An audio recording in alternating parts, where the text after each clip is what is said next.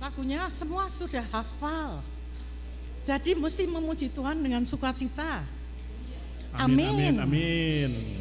Saya akan bacakan surat yang ditulis oleh Paulus, Rasul Paulus ke jemaat yang ada di Korintus.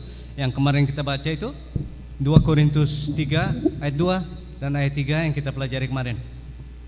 Saya bacakan, kamu adalah surat pujian kami yang tertulis dalam hati kami dan yang dikenal dan yang dapat dibaca oleh semua orang, karena telah ternyata bahwa kamu adalah surat Kristus yang ditulis oleh pelayanan kami, ditulis bukan dengan tinta tapi dengan roh dari Allah yang hidup, bukan dengan bukan pada loh-loh batu, melainkan pada loh-loh daging, yaitu di dalam hati manusia. Jadi kita sebagai surat yang terbuka, bukan yang tertutup, apalagi terbungkus. Ada surat kalau kita ke toko buku, kita lihat buku-bukunya semuanya terbungkus. Ya, apakah kita surat yang tertutup atau surat yang terbungkus? Jangan sampai kita seperti itu. Tapi disampaikan di sini, kita telah pelajari kemarin bahwa kita seharusnya sebagai surat yang terbuka supaya bisa dibaca orang. Tapi satu hal yang perlu kita ketahui atau kita perhatikan adalah apa yang tertulis di surat itu. Apa yang tertulis dalam surat di mana setiap orang bisa membacanya. Dalam ayat 4 dikatakan bahwa, dalam ayat 3 dikatakan bahwa yang ditulis itu adalah tulisan dari Roh Allah. Jadi kalau yang tertulis dalam surat Anda adalah bukannya Roh Allah, mungkin lebih baik ditutup bukunya ya. Tapi kita seharusnya membuka buku. Kalau surat yang tertulis dalam hati kita, dalam kehidupan kita adalah surat yang tulisannya adalah tulisan daripada Roh Allah yang kudus. Itu penting. Bukan asal buka surat dan orang melihat kelakuan yang tidak sesuai dengan apa yang dikehendaki oleh Yesus Kristus. Mendingan tutup. Mari kita buka hati kita sekarang untuk menyembah Tuhan, karena Dia adalah Tuhan di atas segala Tuhan. Terima kasih Bapa, kesempatan yang Kau berikan pada pagi hari ini. Kami berdoa supaya kami dilayakkan untuk berada di sini, menyembah-Mu, menyembah nama-Mu, karena Engkau adalah nama di atas segala nama, Tuhan di atas segala Tuhan. Pakai hamba-Mu dalam penyampaian firman, urapi hatinya, urapi mulutnya, dan setiap perkataan yang keluar dari mulutnya boleh sampai ke dalam hati daripada kami yang ada di sini, dan firman-Mu boleh menjadi pelita bagi jalan kehidupan kami satu demi satu, pribadi demi pribadi. Terima kasih Bapa. Kami berdoa, kami bersyukur dan berterima kasih di dalam nama Tuhan kami Yesus. Amin. Selamat berbakti. Mari kita berdiri, kita memulai ibadah kita. Kita datang hari ini, kita bersyukur karena kita masih diberi kesempatan Tuhan untuk datang ke hadirat Tuhan. Biar kita meninggalkan semua persoalan, segala kesedihan, segala pikiran saat ini yang ada di rumah ataupun waktu kita bersedih hati, tapi dengan sukacita saat ini kita menghadap hadirat Tuhan. Amin. Datang ke hadirat Tuhan dengan penuh sukacita.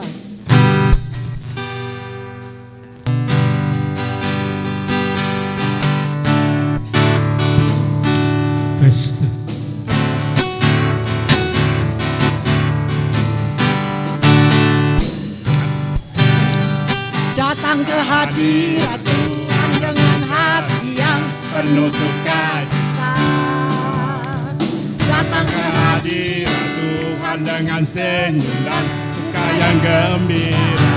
Haleluya. Angkatkan beban dan kesedihan yang ada di dalam hatimu.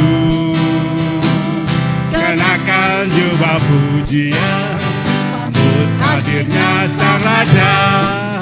Gunung-gunung pun bersorak-sorak pemujian. Pohon-pohon pun bertepuk tangan memuji Dia. di sini berkumpul dan memuji Dia.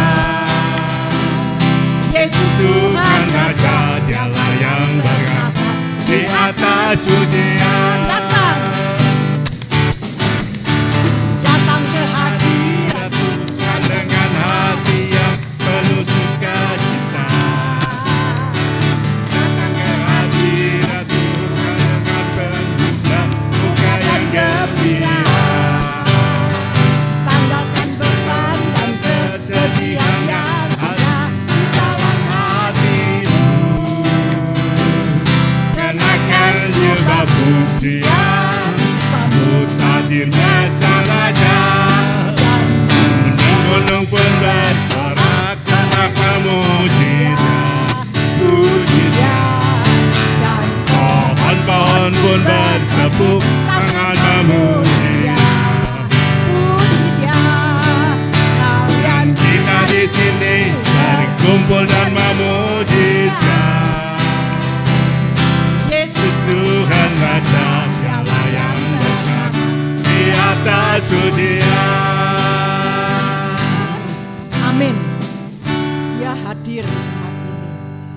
Oleh karena itu, biar kita menyatakan kegembiraan kita, rasa syukur kita, bukan dengan hati yang bersedih, dengan muka yang muram, tapi dengan segala hormat, dengan sukacita karena Raja kita hadir saat ini.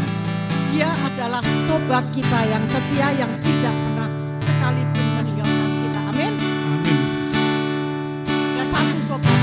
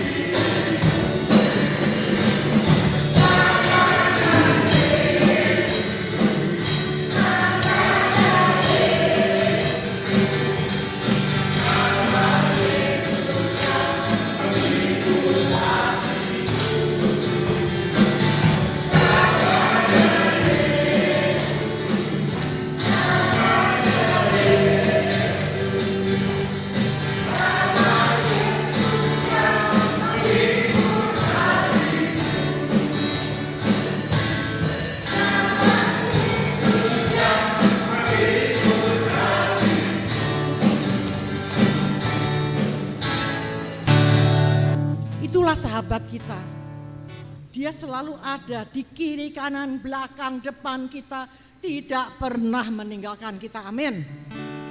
Dan dialah satu-satunya sahabat kita yang sanggup menolong kita. Yesus itulah satu-satunya.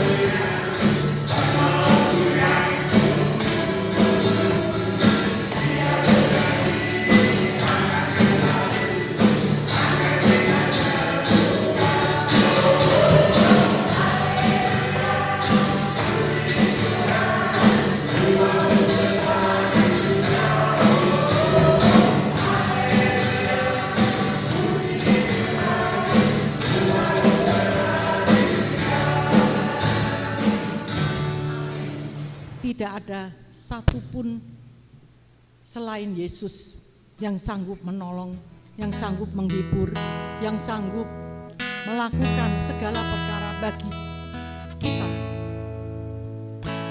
Dan mari kita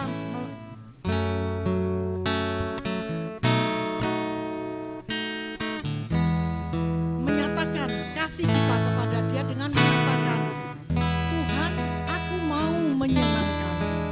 Tuhan, begitu sulit aku bisa hidup untuk menyenangkan-Mu, tapi aku rindu, aku mau menyenangkan-Mu Tuhan. Katakan itu dengan segenap hati. Tuhan, aku mau menyenangkan-Mu sebagai penyembahan kita.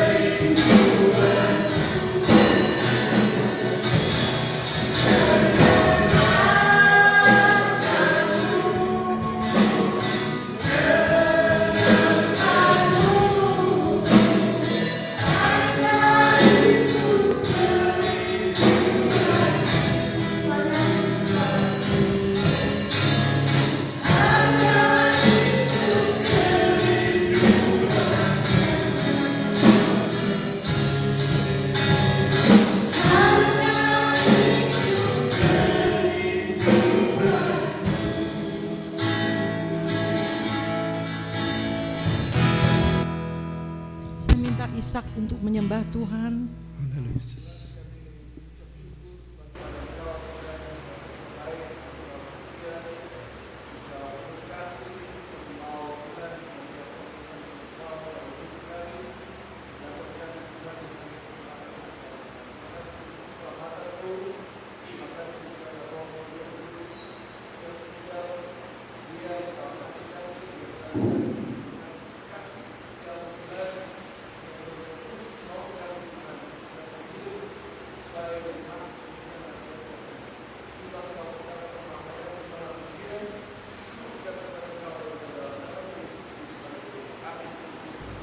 Ku ingin mendengar suara-Mu Tuhan.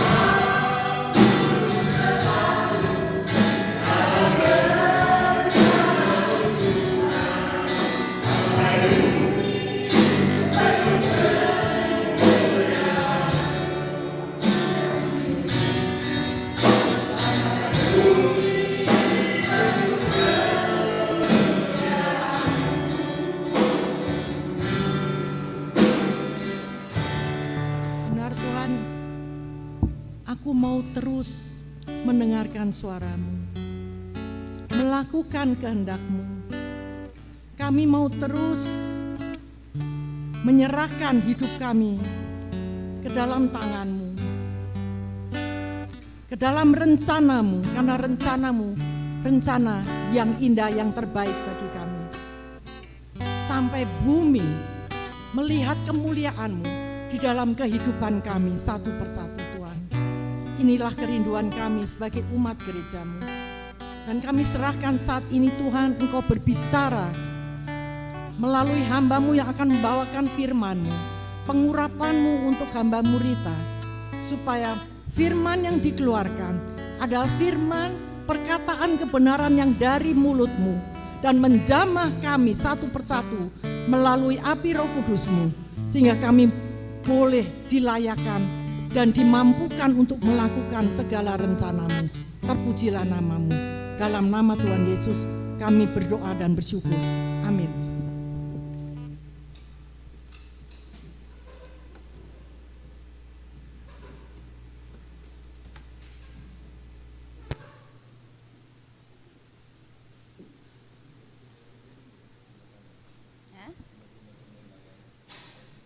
Sebelah kanan ya.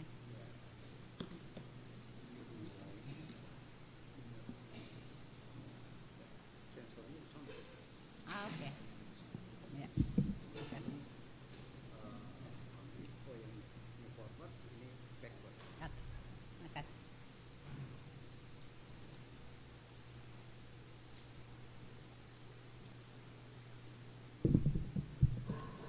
Puji Tuhan, kita akan kembali melanjutkan pagi ini renungan firman Tuhan dengan mengikuti pembacaan berurutan ya, yang selama ini sudah kita lanjutkan, dan pagi ini kita siang ini ya, pagi kita masuk dalam Markus pasal 3 ayat 7 sampai 12.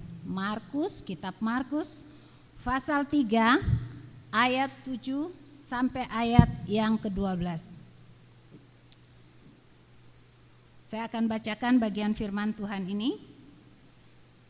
Kemudian Yesus dengan murid-muridnya menyingkir ke danau, dan banyak orang dari Galilea mengikutinya juga dari Yudea, dari Yerusalem, dari Idumea, dari seberang Yordan, dan dari daerah Tirus dan Sidon. Datang banyak orang kepadanya sesudah mereka mendengar segala yang dilakukannya. Ia menyuruh murid-muridnya menyediakan sebuah perahu baginya karena orang banyak itu, supaya mereka jangan sampai menghimpitnya. Sebab ia menyembuhkan banyak orang, sehingga semua penderita penyakit berdesak-desakan kepadanya, hendak menjamahnya. Bila mana roh-roh jahat melihat dia, mereka jatuh tersungkur di hadapannya dan berteriak, "Engkaulah Anak Allah." Tetapi ia dengan keras melarang mereka memberitahukan siapa dia. Mari kita berdoa sekali lagi.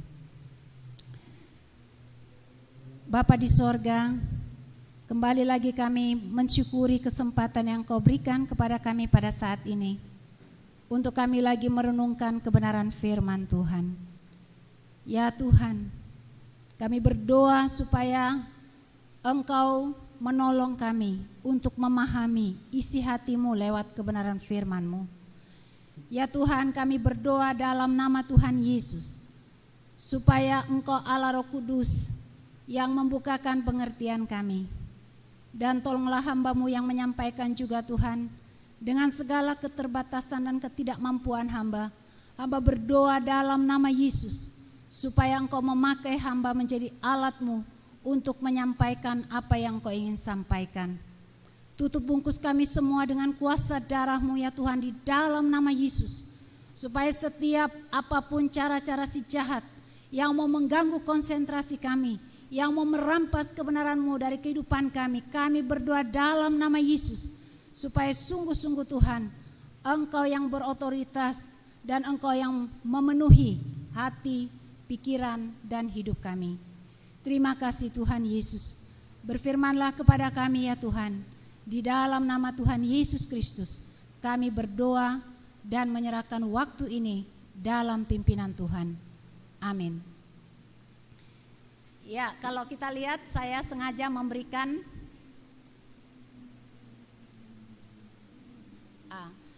dalam Markus pasal 3 ayat 7 sampai 12 ini, saya sengaja memberikan tanda-tanda di kata-kata yang akan menjadi penekanan kita, yang berwarna kuning ya.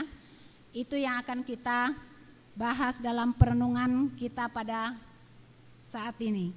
Kalau kita baca sebelumnya yang sudah kita renungkan bersama, mungkin beberapa minggu yang lalu, dari Markus pasal 3 ayat 1 sampai yang ke-6, di situ kita melihat ada perdebatan yang cukup keras antara orang-orang Farisi yang tidak suka oleh karena Tuhan Yesus menyembuhkan seorang yang mati tangannya ya pada hari Sabat. Jadi di situ kita melihat bagaimana orang-orang Farisi ini sangat memegang aturan Sabat, tetapi di saat yang sama mereka melanggar hukum kasih yang Tuhan inginkan. Itu sebabnya mereka sedikit tidak suka ya dengan apa yang Tuhan Yesus lakukan. Sehingga kata yang pertama, karena situasi itu, kemudian Tuhan Yesus dengan murid-muridnya menyingkir. Mungkin kadang-kadang orang pikir kalau lari dari kenyataan karena kalah, atau kalau mengalah jadi kalah. Dalam hal ini Tuhan Yesus menyingkir bukan karena dia kalah dengan kepandaian orang Farisi yang pinter berdebat ya, karena otaknya tahu persis tentang hukum-hukum Taurat. Tetapi kenapa Tuhan Yesus dan murid-muridnya menyingkir?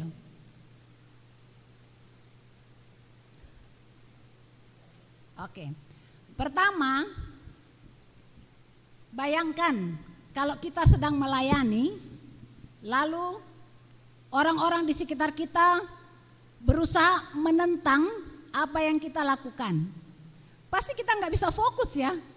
Ya misalnya lah saya khotbah di sini terus semuanya ribut dengan masing-masing. Oh nggak bisa itu cerita, nggak bisa berdiri di situ, nggak bisa khotbah di situ. Ya saya nggak bisa fokus ya. Jadi sebenarnya kenapa mereka menyingkir? Bukan karena kalah debat dengan orang Farisi, ya. Bukan karena kalah otoritas dengan orang Farisi, tapi mereka menyingkir supaya lebih fokus pada tujuan utama pelayanannya. Sebenarnya kalau Tuhan Yesus berada di tempat yang sama setelah dia melakukan mujizat itu, pasti dia punya terkenal, ya. Sebenarnya orang pasti lebih banyak mengikut dia karena banyak orang melihat apa yang dia lakukan. Tapi juga Tuhan Yesus tidak mau fokus kepada ketenaran, tidak mau fokus kepada ambisi supaya dipuji orang, ya. Tapi Tuhan Yesus mau fokus kepada tujuan utama pelayanan. Makanya renungan kita hari ini kita mau belajar melayani dengan hati, ya. Bukan melayani supaya dikenal orang, bukan melayani supaya diakui oleh orang, tapi fokus kita melayani dengan hati. Nah, saya pikir saat-saat ini banyak hamba-hamba Tuhan kehilangan fokus kadang-kadang ya. Sehingga akhirnya tanpa sadar kita dibawa ke jalur kita tidak lagi melayani dengan hati, tapi kita melayani karena terpaksa melayani. Mungkin apa? Sudah dijadwal, sudah gini, apalagi kalau ada tuntutan-tuntutan tertentu. Sehingga Tuhan Yesus tidak mau masuk dalam ini. Tuhan Yesus tidak mau menghabiskan waktunya untuk berdebat dalam perdebatan yang sia-sia. Bukan karena dia tidak bisa menentang orang Farisi, tapi dia tidak mau terlibat atau menghabiskan waktu dalam perdebatan yang sia-sia. Sehingga dia tidak meladeni. Kalau kita lihat dalam ayat yang ke-6, orang Farisi ini bersekongkol dengan orang-orang Herodian untuk apa? Membunuh Yesus. Nah, kadang-kadang tanpa sadar kita kadang-kadang banyak menghabiskan waktu untuk menentang orang-orang yang menentang kita. Untuk membuktikan diri siapa kita. Untuk menunjukkan kepada mereka bahwa kita tidak seperti mereka. Bahwa kita berbeda, bahwa kita lebih hebat. Nah, kadang-kadang tanpa sadar sebagai anak-anak Tuhan kita juga masuk dalam hal-hal seperti ini. Tapi karena Tuhan Yesus melayani dengan hati, dia tidak peduli. Dia tidak peduli apapun cemooh yang diungkapkan oleh orang-orang di sekitar dia di mana dia melayani. Dia tidak peduli ancaman-ancaman yang dilakukan oleh orang-orang di mana dia melayani. Yang seperti ini orang Farisi dan orang Herodian mau membunuh dia. Tapi Tuhan tidak mengasihani diri ya. Karena dia melayani dengan hati. Ya.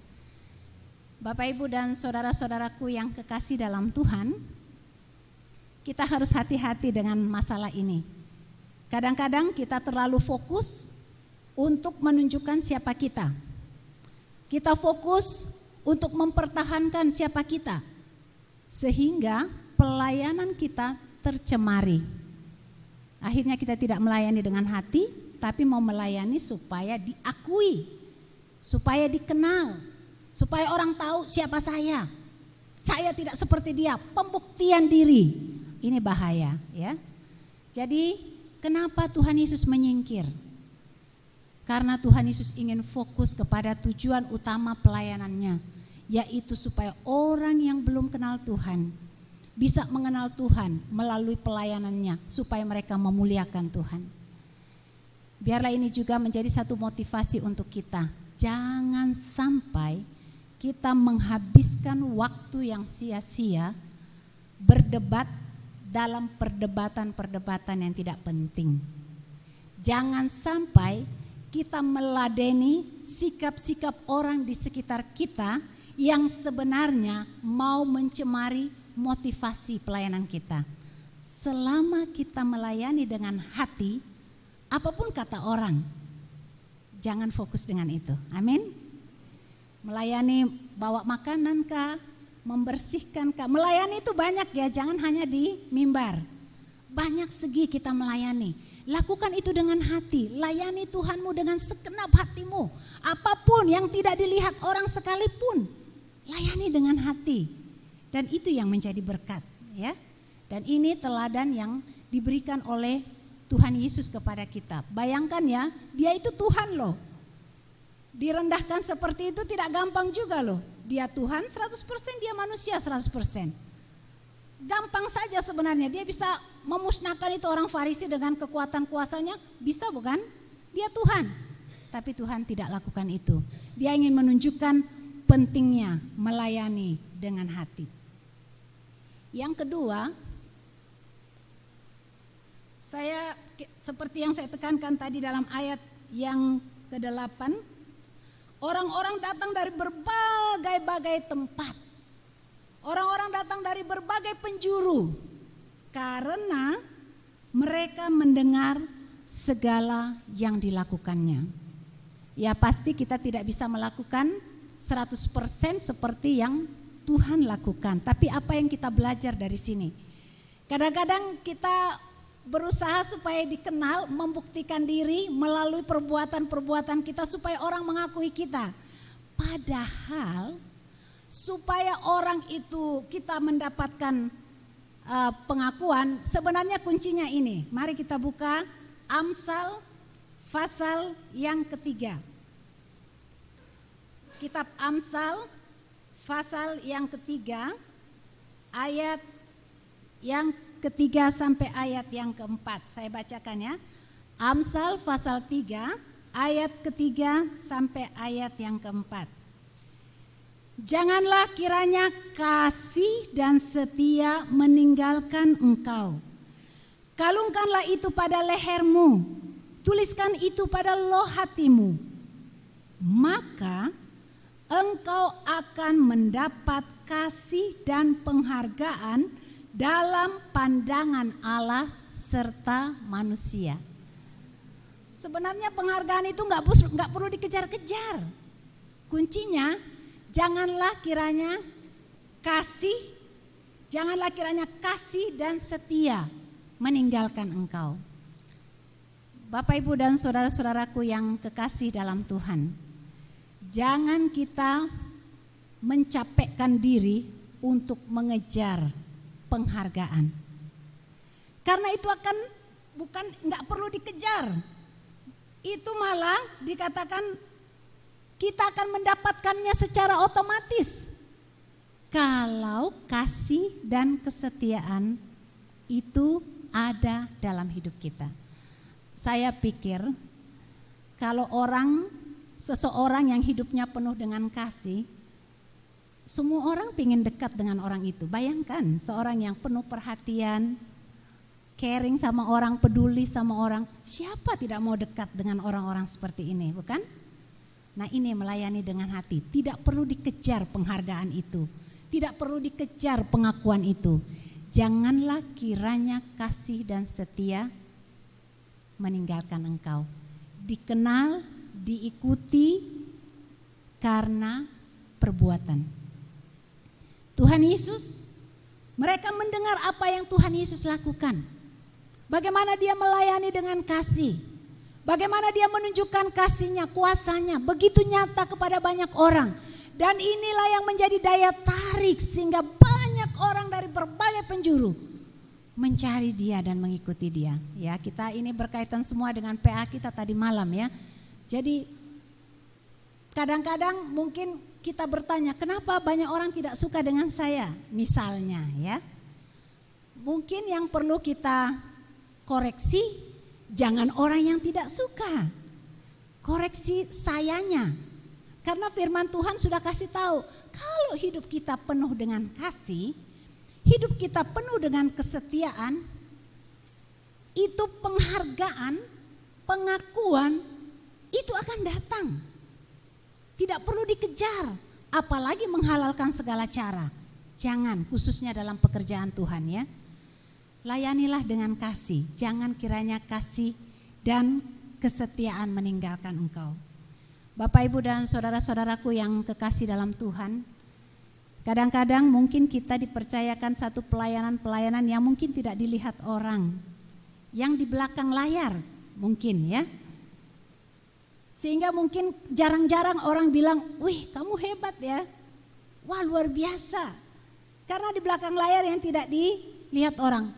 Tetapi ketika kita melakukannya dengan kasih dan dalam kesetiaan, kita akan terheran-heran bagaimana orang menghargai kita. Karena Tuhan yang lakukan. Saya ingin sedikit kesaksian ya, tanggal 24 September tahun lalu, kami kedatangan tamu orang kedua lah di negara Guinea-Bissau. Sebenarnya tempat kami itu kan tempat yang paling terisolasi ya. Jadi kalau bilang sektor bagian daerah Boe, itu orang tidak tertarik untuk ke sana. Karena mereka bilang apa di situ, cuma batu, kering, macam-macam ya. Sehingga tidak direken juga sama pemerintah. Itu sebabnya selalu dikatakan itu tempat terisolasi. Tapi kami heran, tahun yang lalu mereka merayakan 50 tahun kemerdekaan, Perdana Menterinya itu mengharuskan semua deputadonya harus pergi ke Boe. Ya pasti mereka banyak yang takut juga karena memang daerah kami itu terkenal dengan kuasa gelapnya. Dukun-dukun terkenalnya katanya dari situ ya. Jadi mereka takut-takut juga tapi tidak bisa menentang apa yang dikatakan oleh Perdana Menteri. Nah yang saya mau sharingkan tentang kasih penghargaan ya. Kita tidak pernah merasa bahwa kita akan dihargai suatu saat dengan cara Tuhan ini luar biasa. Nah karena sekolah Kristen itu di daerah itu puji Tuhan untuk kemuliaan Tuhan sekarang menjadi sekolah kami itu seperti sekolah yang terbaik saat ini. Sehingga diminta untuk menyanyikan lagu kebangsaan Guinea-Bissau. Nah saya itu fokus karena anak-anak kami cuma dari kelas 1 sampai kelas 3, kelas 4 sehingga tidak terlalu pintar sebenarnya, baru belajar bahasa Kriol, apalagi mau nyanyi dalam bahasa Portugis ya. Jadi saya agak juga dengan anak-anak ya kita maksimalkan sajalah, kepala desa minta kami nyanyi. Nah waktu anak-anak menyanyi ada seseorang itu datang ke saya, tapi saya tidak tahu dia siapa. Saya tahu Perdana Menteri itu namanya Simon Pereira, tapi karena nggak ada TV, saya nggak pernah tahu mukanya kayak apa, itu saya tidak pernah tahu. Jadi orang ini datang bicara, terus terang aja ya saat itu, saya ingin contohkan betapa luar biasanya kalau Tuhan yang mengangkat kita gitu loh. Nah malam sebelumnya kami juga kedatangan tamu yang kami juga nggak pernah sangka, istrinya Presiden pertama Guinea-Bissau, istrinya pahlawan terkenalnya Guinea-Bissau itu datang ke rumah dan minta tinggal di rumah dengan semua kondisi kami yang ya namanya orang-orang begini pasti sudah biasa dengan nyaman. Tidak ada lampu, tidak ada listrik, tapi ya dia minta tinggal di rumah. Tinggal. Nah hari berikutnya yang saya ketemu ini yang Perdana Menteri. Jadi Perdana Menteri datang bicara sama saya tanpa saya tahu siapa dia. Ya saya cuma kasih tahu ya apa kondisi, tolonglah bangunkan kami jalan. Ini jalanan kami terlalu jelek. Lalu ini ferinya sudah mau 2 tahun tenggelam di dalam sungai. Kadang-kadang orang sakit mau diseberangkan dengan perahu, sampai di tengah baru didayung-dayung orangnya sudah mati. Ya nggak nyampe untuk capai itu rumah sakit sekitar 45 km. Ya saya ungkapkan begitu, tapi saya tidak tahu kepada siapa saya bicara. Saya tidak tahu. Iya kami dengar, gitu-gitu dia. Lalu setelah selesai saya tanya sama pendeta kami, yang mana sih itu Perdana Menteri? Paling tidak ini saya mau pengen lihat ini wajahnya gitu. Ternyata yang saya ngomong tadi itu, dan setelah itu betul loh dia bangun itu jalan, paling tidak dia ratakan dengan begitu banyak lubang-lubangnya gitu. Tidak pernah terbayangkan, bayangkan ya saya waktu itu karena kamar saya dipakai oleh ibu-ibu terhormat ini, sehingga sikat gigi saya semua ada di dalam. Jadi sikat gigi pun saya tidak sikat gigi untuk menghadap ini bapak ini, karena tiba-tiba dipanggil sisiran pun tidak, pakai daster, pokoknya saya taruh kain tidak sisiran, saya pergi. Tidak ada pikiran sama sekali akan ketemu orang-orang begini ya. Nah, di situ saya merenungkan begitu ya. Iya ya, penghargaan itu nggak perlu dikejar-kejar. Nah kayak gini coba, kita nggak pernah tahu, kita nggak pernah mimpi datang. Nah sayang gitu loh kalau kita orang Kristen ini, apalagi kita yang sudah punya identitas anak Tuhan, mau kejar-kejar dihargai orang, dihormati orang, rugi. Karena kadang-kadang bisa kecewa karena nggak dapat itu, kecewa nggak pelayanan lagi. Oh itu kalau saya sudah siap betul-betul nggak dihargai, nah itu kita belum sampai pada melayani dengan hati, ya. Jangan, ya. Kasih dan kesetiaan jangan meninggalkan kita. Itu penghargaan pertama dari siapa? Tuhan loh. Dan dari manusia. Kenapa kita mau kejar-kejar yang dari manusia? Kalaupun manusia nggak hargai, Tuhan hargai. Haleluya, bukan? Jadi jangan kita jadi orang, sudahkah orang itu dekat sama kita? Karena melihat kesaksian Kristus di dalam hidup kita seperti kita bahas kemarin. Surat Kristus yang terbuka. Ya, dibaca karena bacaannya ini menarik, karena penuh dengan kasih ini orangnya, orang akan mendekat. Iya kan? Saya pikir semua orang pengen seperti itu. Ibu In cerita pasien-pasiennya di tempat yang lama banyak yang cari karena merasakan dilayani dengan kasih. Teman kami namanya Dr. Huang, itu satu-satunya dokter di sekitar 100 desa di tempat kami. Dan banyak orang datang bukan karena obatnya canggih, obatnya loh banyak paracetamol yang biasa-biasa itu. Tapi apa yang mereka lakukan, mereka katakan karena dokter itu melayani dengan kasih. Dia peduli orang akan merasakan. Nah ini Bapak Ibu dan saudara-saudaraku yang kekasih, biarlah orang datang kepada, dalam konteks ini orang datang kepada Kristus. Biarlah orang datang kepada Kristus karena melihat perbuatan kita yang memuliakan Kristus. Amin. Yang berikutnya, Tuhan Yesus itu menyatakan kasih-Nya dengan nyata. Kalau ada orang sakit dia sembuhkan, ya. Dia nggak pernah hanya memikirkan, oh saya nggak bisa ini, saya nggak ada waktu, ya. Tapi ketika dicatat dalam bagian firman Tuhan ini, orang itu berbondong-bondong, bahkan dia bilang murid-muridnya bawa perahu ke sini supaya ada space, ada ruang sehingga orang-orang yang datang itu bisa terlayani, ya. Ia menyembuhkan, ayat 10. Ia menyembuhkan banyak orang sehingga semua penderita penyakit berdesak-desakan kepadanya, hendak menjamahnya. Ya, kasih Tuhan itu membuat begitu banyak orang untuk berdesak-desakan datang kepada Tuhan karena mereka melihat kasih yang nyata dari Kristus. Yang kedua, kuasa. Kuasanya nyata. Bayangkan ini dicatat dalam firman Tuhan ini, bila mana roh jahat melihat dia, ya, baru melihat langsung tersungkur dan mengakui engkaulah anak Allah. Mungkin dalam konteks ini kita bilang, oh ya dia kan Tuhan. Bagaimana dengan kita? Kuasa diberikan oleh Tuhan kepada kita. Khususnya saya ini agak kadang-kadang kalau melihat orang Kristen takut setan. Lah ya apa orang Kristen kok takut setan? Orang Kristen yang memiliki Kristus harusnya tidak takut setan, setannya yang harus takut. Lah ini kok kebalik itu ya. Lihat yang di sini ya. Waktu setan itu, roh jahat itu lihat Tuhan Yesus, baru lihat ini ya. Wih langsung tersungkur, langsung tunduk, kalah. Harusnya kita yang punya Kristus, kita memiliki kuasa Kristus. Jangan setan yang takut, jangan kita takut setan. Setannya harus takut sama kita. Jadi siapa nih yang masih takut-takut setan ya? Harusnya tidak seperti itu. Nah, firman Tuhan katakan segala kuasa di sorga dan di bumi ada dalam Kristus. Sehingga Kristus mengutus kita yang adalah murid-muridnya diperlengkapi dengan kuasa. Ya, kamu kalau Roh Kudus turun atasmu, kamu akan menjadi saksiku. Jadi kita sudah diperlengkapi, bukan pergi pelayanan tanpa perlengkapan. Sudah diperlengkapi, termasuk melawan kuasa si jahat. Ya saya nggak tahu di Brasil ya, tapi kalau di Guinea-Bissau ini kuat sekali.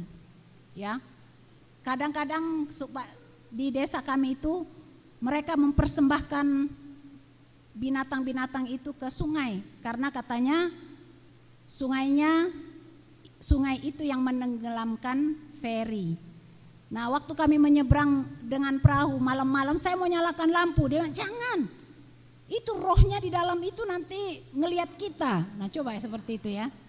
Tapi kadang-kadang kita juga loh ada punya pikiran-pikiran yang mungkin beda, tapi pikiran-pikiran terhadap kuasa iblis ini kadang-kadang banyak loh orang Kristen masih terikat dengan itu.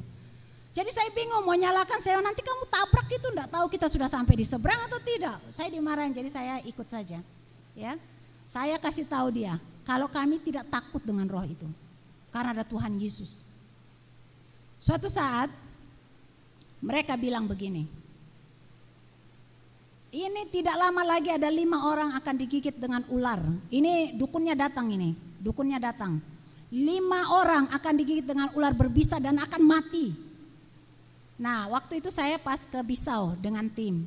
Sehingga kejadian ini terjadi karena satu orang bisu naik sepeda, dia injak ular. Ularnya begini, matok. Ular berbisa. Di sana banyak ular ini loh, kobra itu ya. Nah, karena dia mati, mulailah dukun ini datang. Dia bilang ini baru 1, 5 orang akan digigit lagi dan akan mati. Nah, kami pulang dari Bissau, dari ibu kota, kami datang. Loh, kenapa semua orang kok sembunyi dalam rumah, yang rumah bundar ya? Semua mereka di dalam. Saya kaget, karena ada apa? Kok nggak ada yang biasanya keluar ngobrol-ngobrol? Baru salah satu dari mereka jam 12 malam datang kasih tahu kami. Kamu tahu enggak? Dukun itu yang terkenal itu bilang begini, jadi semua orang takut. Siapa ini kira-kira 5 orang itu? Lalu kami bilang, dalam nama Yesus itu tidak akan terjadi. Dia, Rita, jangan ngomong begitu. Ini dukun ini apapun yang dia bilang selama ini selalu terjadi. Tapi dalam nama Yesus tidak akan terjadi. Nah, waktu berjalan, saya juga sudah lupa cerita itu. Tahun lalu, jadi sudah berapa tahun, dari 2012, baru tahun lalu saya ingat cerita itu. Saya ketemu guru ini yang datang kasih tahu. Saya bilang, saya lupa tanya, itu waktu ada nggak orang yang mati gara-gara digigit ular, 5 orang yang dibilang oleh dukun itu?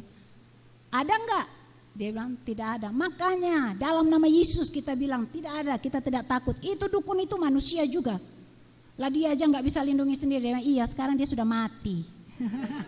Dukunnya yang mati. Nah ini ya, makanya firman Tuhan katakan, berjaga-jagalah, lawanmu si iblis seperti singa yang mengaum. Lawan dia dengan iman yang teguh, bukan dengan kekuatan kita ya. Jadi itu harus dilawan, kuasa gelap harus dilawan, jangan dibiarkan. Jangan takut, apalagi kalau kita punya Kristus. Jangan takut, dia itu seperti singa ompong ya. Tidak punya, dia bisa menakuti, seperti singa mengaum, dia ngaum-ngaum aja di sekitar kita. Tapi kalau kita di dalam Kristus kita aman, lawan dia dengan iman. Amin.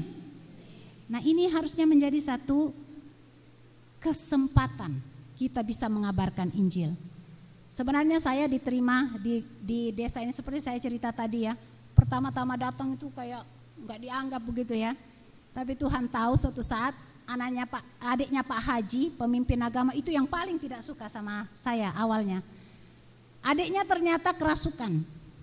Nah waktu itu saya nggak tahu.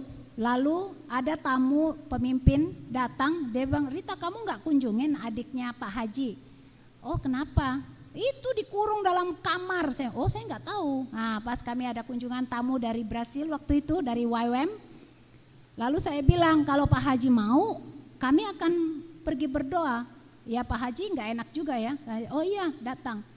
Lalu dibuka pintunya itu, ibu itu diikat. Sudah 1 minggu tidak makan. Karena dia tidak lapar, karena iblis ya, kuasa iblis bisa bikin begitu. Jadi diikat, saya bilang, lo lepas ikatannya, jangan nanti dia menyerang orang katanya. Yuk kami mau berdoa untuk dia. Ya puji Tuhan, hampir 3 jam kami berdoa dengan tim dari Brasil dan ibu itu dibebaskan, lalu dia minta makan. Dan sejak saat itu sampai sekarang, Pak Haji ini menjadi teman baik kami. Kuasa Tuhan dinyatakan supaya Kristus dikabarkan. Sejak saat itu, Pak Haji ini kalau sakit, kami dipanggil berdoa tapi sembunyi-sembunyi di kamarnya. Supaya tidak dilihat orang karena dia yang pimpin sembahyang di masjid. Tapi kita tidak tahu hatinya. Jadi kami ada kasih memori, kartu memori yang berisi firman Tuhan dalam bahasa Fula. Tiap hari dia dengarkan. Kami tahu firman Tuhan tidak kembali sia-sia. Nah, ini ya. Seorang yang melayani Tuhan melayani dengan kasih. Ingat bahwa kita juga diperlengkapi sehingga tidak perlu takut. Kita melayani dengan kasih, dengan perbuatan yang nyata. Tapi kita tahu juga bahwa pelayanan kita akan mendapat serangan-serangan dari si jahat. Jangan takut, amin. Lihat ini, melihat Yesus saja, baru melihat ini, belum diusir ini, sudah tersungkur dia. Kita yang punya Yesus memiliki kuasa juga. Ya, karena orang yang menerima Kristus diberi kuasa, diberi otoritas oleh Tuhan. Sehingga tidak perlu takut. Ya. Ingat ya, kalau selama ini masih takut setan, sekarang setannya harus takut sama kita. Karena kita punya Kristus. Amin. Baik. Semoga melalui ini kita lebih hidup berkemenangan lagi di dalam Tuhan ya. Sekarang kita masuk dalam pertanyaan refleksi. Kita tanya. Nah ini saya tidak tahu masing-masing kita bagiannya apa dalam melayani Tuhan ya. Tidak selalu yang berdiri di sini. Mungkin melayani di dapur, membersihkan. Tanya, ini pertanyaan refleksi ke diri sendiri. Sudahkah saya melayani dengan hati? Ya. Kalau melayani dengan hati, tidak peduli diakui, tidak diakui, dipuji, tidak dipuji, dianggap, tidak dianggap, itu tidak perlu. Yang penting saya melayani dengan hati, karena kita melayani untuk Tuhan kita, ya. Jadi kita tanya, wah kalau saya bawa makanan ini, saya melayani dengan hati enggak? Atau enggak enak? Atau nanti ada yang marahin atau apa, banyak hal yang kadang-kadang menjadi pertimbangan kita sehingga kita lakukannya jadi beban, iya kan? Kalau enggak dengan hati jadi berat. Ya saya pikir-pikir juga nih Arman dan Joyce nih kalau keluar dari São Paulo setiap minggu itu ya. Kalau enggak dengan hati pasti gampang untuk kenapa enggak cari gereja dekat sini saja, iya kan? Nah itu kalau kita enggak melayani dengan hati akan sulit untuk berkorban, pasti sulit ya. Tapi ketika kita melayani dengan hati, kita tidak akan perhitungan. Sebenarnya kita ini mau perhitungan apa sih? Semua yang kita punya ini dari Tuhan loh. Ya, pendiri badan misi WEC, badan misi kami dari Inggris. Namanya Citystad. Hanya menunjukkan supaya kita melayani dengan hati. Dia ini orang paling kaya, orang kaya di Inggris. Suatu saat Tuhan berbicara kepada dia untuk pergi ke Kongo. Itu 1913 ya, untuk melayani di sana. Waktu Tuhan bicara ke dia untuk melayani di sana, dia membiayai dirinya sendiri, semua hartanya dia jual. Ya, dia jual untuk dia membiayai diri sendiri. Tidak seperti sekarang ya, seperti kami dapat dukungan dari gereja isi. Pada waktu itu tidak. Dan dia pergi sendiri, dia jual semua hartanya, dia tiba di sana, ya tahu saja ya, waktu itu masih seperti hutan di Kongo. Dan penyakit malaria, berkali-kali kena penyakit malaria. Jadi bayangkan berapa tahun, mungkin sekitar 2 tahun pertama, ya pasti dia punya janggut panjang, rambutnya panjang, jelek, orang kaya ini. Ya, orang kaya ini.